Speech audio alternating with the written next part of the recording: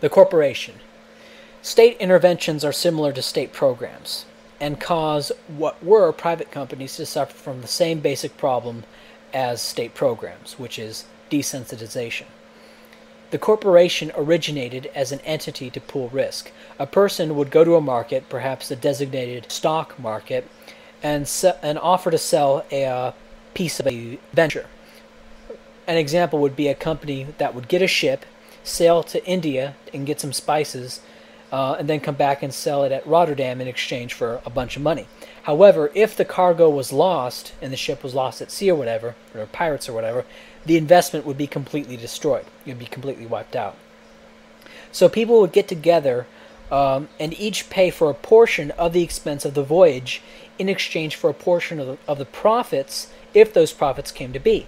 And this allowed for a very rich man to, instead of funding a single voyage in an all-or-nothing venture and praying that this one worked, he could buy 1/10 of 10 different voyages, and he would have a much more assured return. But what this also did is it allowed the not-so-wealthy to invest, because one wouldn't have to be able to afford an entire voyage in order to get in on the action. Right? One person could just buy a single share of stock on the ship. Right? They wouldn't have to be able to afford an entire ship. They could just buy a single share of stock, and so they could get into investment, whereas they couldn't if they had to fund an entire voyage. And so corporations originally provided a way for the laborer to become, at least partially, a capitalist. And I see the corporation in its original form as a very egalitarian program. It created this new class of people that labored but also invested, this middle class between the investor and the laborer that both labored and invested. And to an extent, that does exist in corporations today. The problem with corporations as they exist today comes from their ability to socialize losses. And this ability to socialize losses comes from the state. The corporation today is a legal fiction, and if a corporation goes bankrupt, the management of that corporation doesn't have to face punishments. The artificial man of the corporation does. In its purest form, 10 guys could form a corporation, right? Have the corporation go into millions of debt, maxing out the corporation's credit line, and then have the corporation go bankrupt while they pocket all the cash.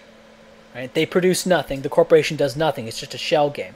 The money, the corporation gets a bunch of loans. The loans, and then the people who form the corporation just put all the money in their pocket, and then the corporation goes bankrupt. Then the corporation gets sentenced to whatever the punishment is, but the 10 guys who formed it get off scot-free, and they keep the cash. And who picks up the tab? The state. And where does the state get its money? From taxes. All right, and this is how corporations today socialize losses. And the corporation is able to socialize these losses while the people who form the corporation pocket all the cash. It is impossible for a corporation today to pull off a stunt as brazen as this, as there are various regulations in place to keep a corporation, to make a corporation have to produce something, and can only pay CEOs X amount, and all sorts of rules to make it difficult to rob the public purse. But in its purest form, 10 guys could do that. And so, now I'm not an expert on this, but that's the basic issue. And corporations can fleece the public by finding ways to get around these regulations and pull an Enron, right? Go bankrupt and then pocket the cash. And so when one says that the enforcement of state regulations limit corporate malice, that is true, but it's very misleading. The problem would be eliminated completely if there were no state to back the corporation in the first place.